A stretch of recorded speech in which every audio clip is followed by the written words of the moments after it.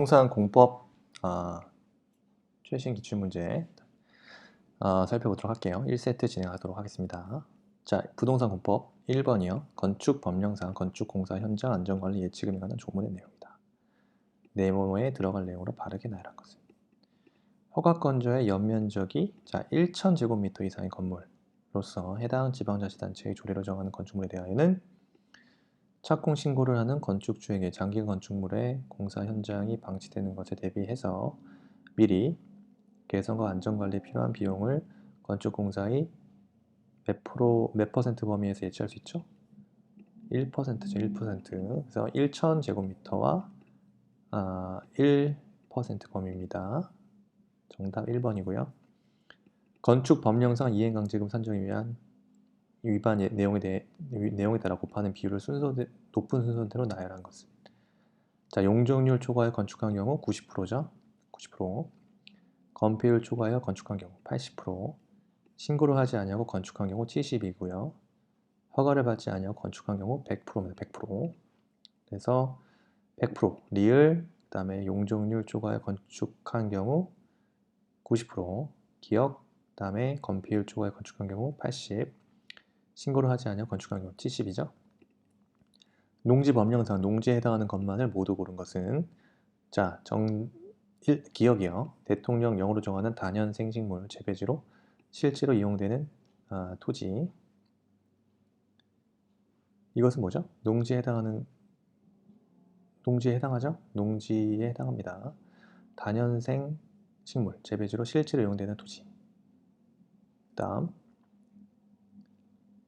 관상용 수목의 묘목을 조경 목적으로 식재한 재배지로 실제로 이용한 토지. 이거는 농지에 해당하지 않죠?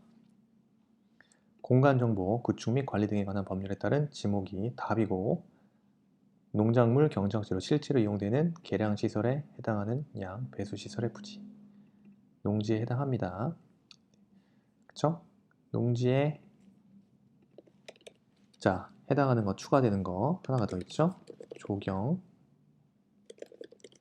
또는 관상용 수목과 그 묘목이요. 이때 조경 목적으로 식재한 것은 제외죠. 어쨌든 조경 또는 관상용 수목과 그 묘목 농지에 해당하고요. 조경 목적으로 식재한 것은 제외됩니다. 자, 그래서 정답은 3번. 니은이 왜 틀린 이유는 관상용 수목의 묘목을 조경 목적으로 식재했기 때문에 틀린 거예요. 그래서 이 부분이 틀린 거예요. 원래 조경 또는 관상용 수목과 그 묘목은 농지에 포함이 되지만 조경 목적으로 식재한 것은 제외된다는 거죠. 니은이 틀린 이유가 그겁니다. 정답은 3번. 자, 문제 4번이요. 건축주인 갑이 4층 건축물을 병원으로 사용하던 중 이를 서점으로 용도 변경하고자 할 때 건축 법령상 이에 관한 설명으로 옳은 거요. 옳은 거. 자, 갑이 용도 변경을 위하여 건축물을 대수선할 경우 그 설계는 건축사가 아니어도 할 수 있다. 할 수 없죠? 네, 틀렸습니다. 자, 연 면적이 200m 미만이고 3층 미만인 건축물의 대수선은 건축사가 아니어도 설계할 수 있죠.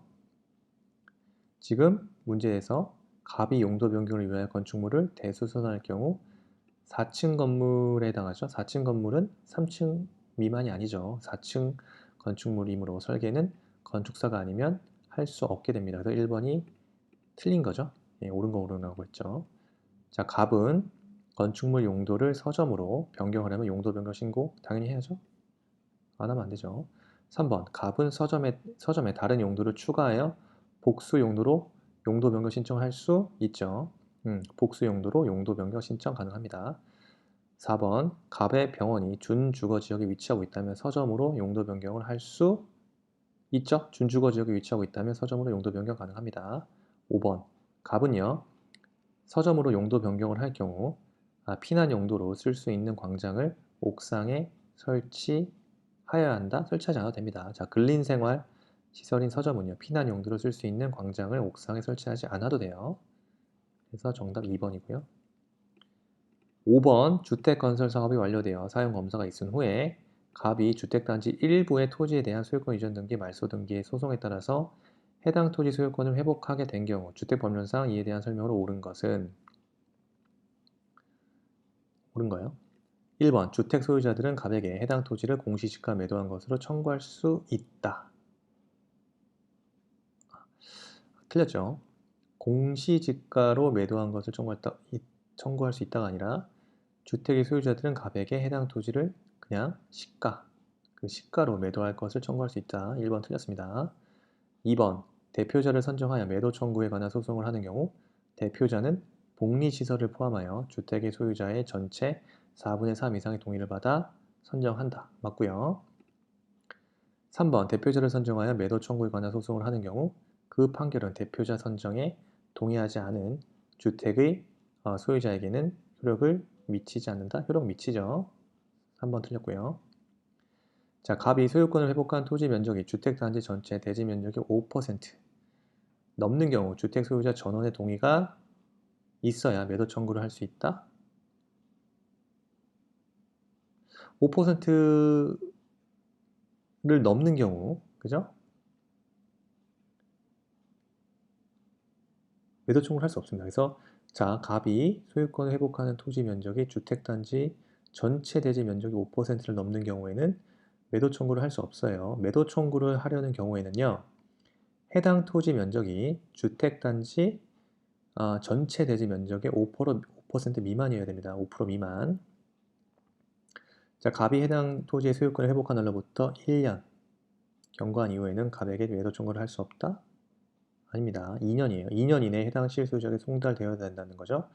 따라서 소유권 회복한 날로부터 2년 경과한 이후에 갑에게 매도 청구를 할 수 없는 거지 1년이 경과한 이후에는 할 수 있습니다. 2년이 경과한 이후에 갑에게 매도 청구할 수 없게 돼요.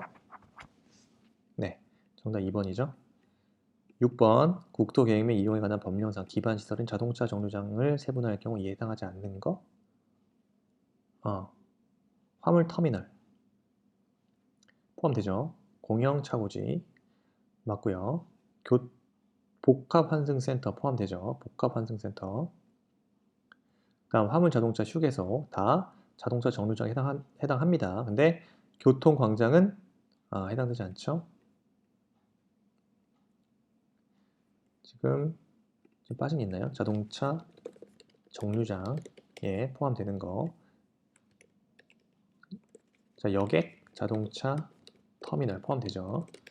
그 다음에 화물터미널 1번 화물터미널. 그 다음에 공영차고지 다 자동차 정류장이죠. 그 다음에 공동차고지 마찬가지고요. 그 다음에 화물 자동차 휴게소 포함되죠. 그 다음에 복합 환승센터 이렇게가 자동차 정류장에 포함되는 것들이죠. 자, 다음 7번이요. 도시개발법령상 도시개발 사업의 일부를 환지 방식으로 시행하기 위하여 개발 계획을 변경할 때 토지 소유자의 동의가 필요한 경우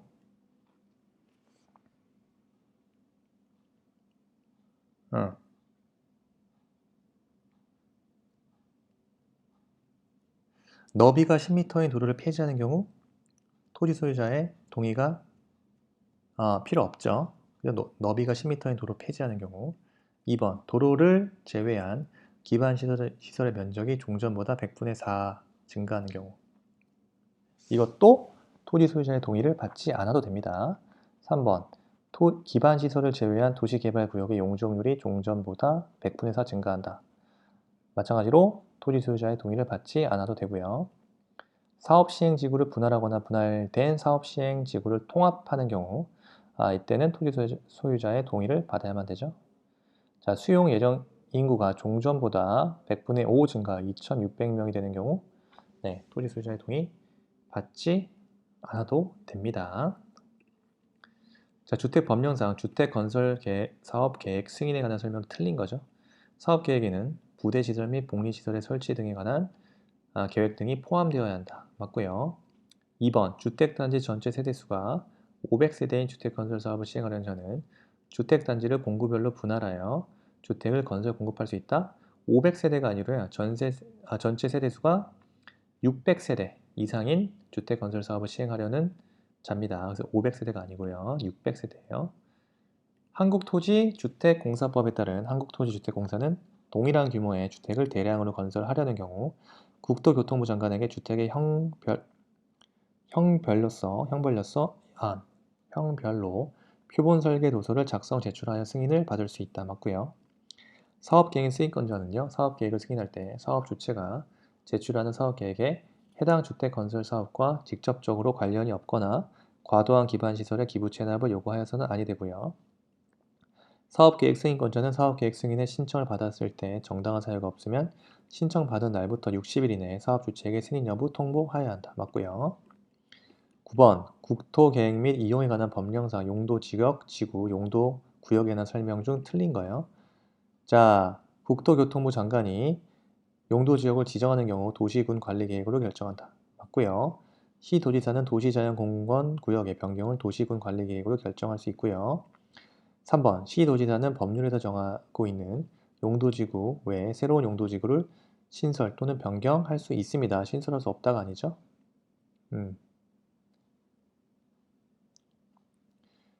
4번 집단 취락지구란 개발제한구역 안에 취락을 정비하기 위해 필요한 지구를 말하고요. 방제지구의 지정을 도시군 관리계획으로 결정하려는 경우 도시군 관리계획의 내용에는 해당 방제지구의 재해 저감 대책을 포함하여야 한다. 맞죠? 농지법령법상 용어에 관한 설명으로 틀린 것은 실제로 농작물 경작지로 이용되는 토지이더라도 법적 지목이 과수원인 경우 농지에 해당하지 않는다. 틀렸죠.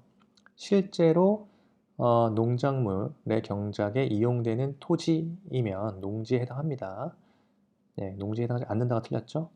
자, 소, 가축 80두를 사육하면서 1년 중 150일을 축산업에 종사하는 개인은 농업인 해당하죠.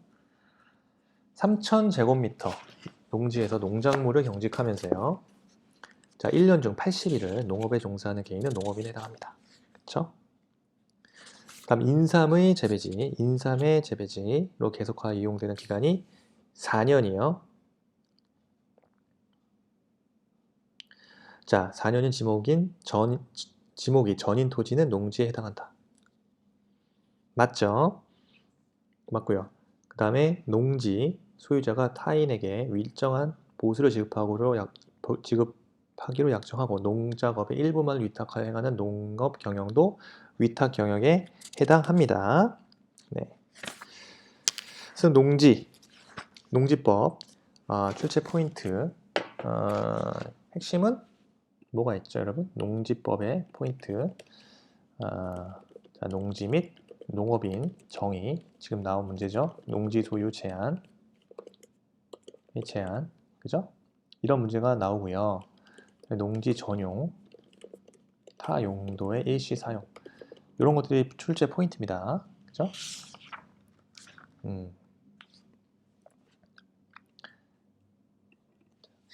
그래서 기본수를 볼 때 이런 부분을 집중적으로 정리하셔야 된다는 거고요.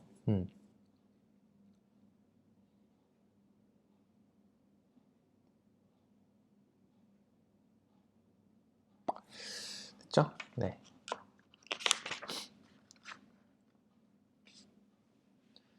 자, 한 문제만 더 볼까요? 도시 및 주거환경정비 법령상 분양 공고에 포함되어야 할 사항으로 명시되지 않는 거예요. 분양 신청 자격 명시돼 있죠. 분양 신청 자격, 분양 신청 방법 포함되어 있죠. 분양 공고에 포함되어 있는 사항, 분양 신청 기간 및 장소 포함되어 있습니다. 그 다음에 분양 대상별 분담금 추산액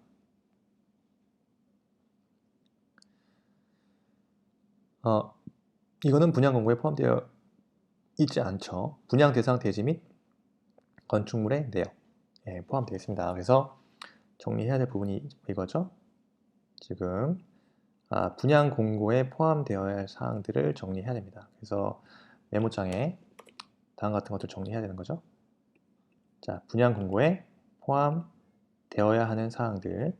첫째, 사업 시행 인가의 내용, 정비 사업의 종류 명칭, 정비 구역의 위치 면적, 분양 신청 기간 및 장소, 분양 대상 대지, 건축물의 내역, 분양 신청 방법, 분양 신청 방법이요. 분양 신청 자격, 방법, 토지 등 소유자 외 권리자의 권리 신고 방법, 분양을 신청하지 않은 자의 조치 등입니다.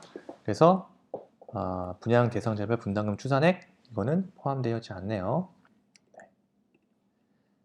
도시개발 법령상 도시개발 사업의 실시계획안을 설명 옳은 것은 자, 지정권자인 국토교통부 장관이 실시계획을 작성하는 경우 시장 군수 또는 구청장의 의견을 미리 들어야 한다. 시장 군수 구청장의 의견이 아니라 시도지사 또는 자, 대도시 시장의 의견을 들어야 한다는 거죠. 틀렸습니다. 도시개발업을 자, 환지 방식으로 시행하는 구역에 대하여 지정권자가 실시계획을 작성하는 경우 사업의 명칭, 목적, 도시, 군 관리 계획의 결정 내용을 관할 등기소에 통보 제출해야 한다. 도시군 관리 계획의 결정 내용은요. 자, 등기소의 통보 사항이 아닙니다. 그래서 2번 틀렸고요.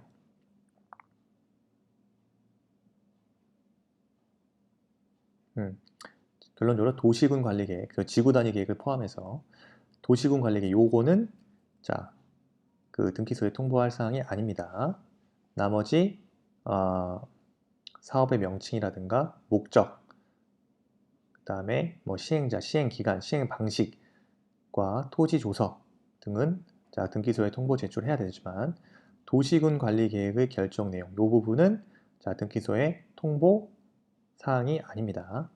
그래서 2번 틀렸고요. 3번 실시계획을 인가할 때 지정권자가 해당 실시계획에 대한 하수도법에 따른 공공하수도 공사 시행의 허가에 관해서 관계 행정기관의 장과 협의한 때에는 해당 허가를 받은 것으로 본다. 정답이죠. 네, 정답입니다. 4번 인가를 받은 실시계획 중 사업 시행 면적의 100분의 20이 감소된 경우 지정권자의 변경 인가를 받을 필요가 없다. 100분의 20이 아니라 100분의 10의 범위에서 면적이 감소됐다. 그럴 때 지정권자의 변경 인가 받을 필요 없죠. 5번 지정권자는요. 시행자가 도시개발구역 지정의 자, 고시일부터 6개월 이내가 아니라 1년 이내입니다. 1년 이내 실시계획의 인가를 신청하지 아니한 경우 시행자를 변경할 수 있습니다. 네. 자, 한 문제만 더 볼게요. 한 문제. 자, 문제. 건축법의 적용을 받는 것. 이거 법규에 좀 반영됐죠? 자, 대지에 정착된 컨테이너를 이용한 주택. 대지에 정착된 컨테이너를 이용한 주택은 건축법 적용을 받습니다. 나머지 받지 않아요. 철도에 선로 부재에 있는 운전보안 시설이라든가 문화재 보호부에 따른 임시지정 문화재, 그 다음에 철도, 그 다음에 도로, 고속도로, 통행료 징수 시설, 하천법에 따른 하천구역 내의 수문 조작실 등등. 그죠? 그 다음에 이제 여러분 건축법에 적용을 받지 않은 건축물 다시 한번 정리하면요. 구체적으로 법조문입니다. 사이즈를 좀 키워보면 자, 봤던 거죠. 제가 봐야 되는 것은 이 부분이에요. 컨테이너 이용한 간이 창고. 이 부분은 자, 건축법의 적용을 받지 않습니다. 컨테이너 이용한 간이 창고. 그죠? 산업 뭐죠? 활성화. 산업, 직접 활성화 및 공장 설비에 관한 법률에 따른 공장의 용도로만 사용되는 건축물의 대지 설치한 것으로서 이동이 쉬운 것만 해당한다. 이겁니다. 지금 1번 지문은요. 대지에 정착된 컨테이너를 이용한 주택 같은 경우는 건축법의 적용을 받지만 컨테이너를 이용한 간이 창고가 많이 나오면 이거는 건축법의 적용에 받지 않는다. 기억하셔야겠죠? 컨테이너를 이용한 간이 창고는 건축법의 적용을 받지 않습니다. 이 부분 설명해 드리려고 봤습니다. 네. 일단 오늘은 이번 시간 여기까지 하고요. 부동산 공법 고득점 할 수 있는 과목이잖아요. 암기만 되면 여러분들 충분히 고득점 할 수 있다고 생각하시고 최신 기출 문제 쇼터디에서 많이 반복 연습하시고 또 갖고 있는 여러 가지 모의고사 문제들 있죠. 그 다음에 핵심 정리 이런 것들 한번 쭉 오답 노트 정리한 거를 한번 좀 보셔야 되겠죠. 마지막까지 포기하지 않으면 공인중개사 합격하실 수 있을 겁니다. 수고하셨습니다. 감사합니다.